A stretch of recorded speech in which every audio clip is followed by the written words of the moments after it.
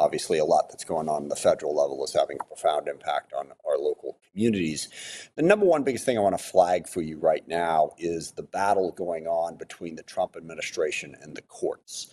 The Trump administration is in open defiance of a variety of different court rulings at the moment. One was blocking some of the deportations that they were doing pursuant to the Alien Enemies Act, which President Trump invoked, despite the fact that the Alien Enemies Act requires a declaration of war as a starting point.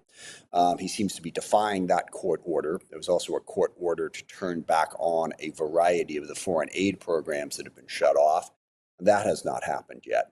There was also a court order to require the rehiring of thousands of fired employees, and that is happening sporadically, but it's not happening in compliance with the court order. So the big question and the thing to watch out for now is, at some point, the courts have to try to enforce their rulings. And the way they enforce their rulings is by finding those violating them in contempt. And if you're in contempt, you can be fined and or jailed for that.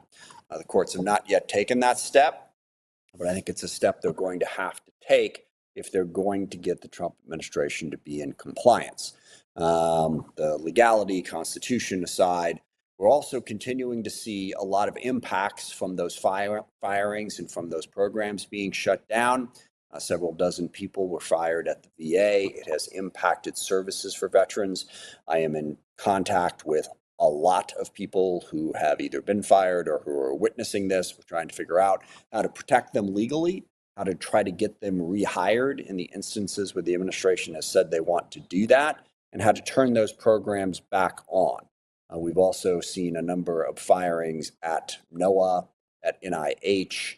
There are now a large number of firings at the Department of Education. All of these things are certainly impacting individuals' lives. And I happen to think that our federal workforce is being unfairly abused repeatedly and is having a devastating impact on their lives. But I also think that they have done a good job of working for the American people and don't deserve to be treated this way.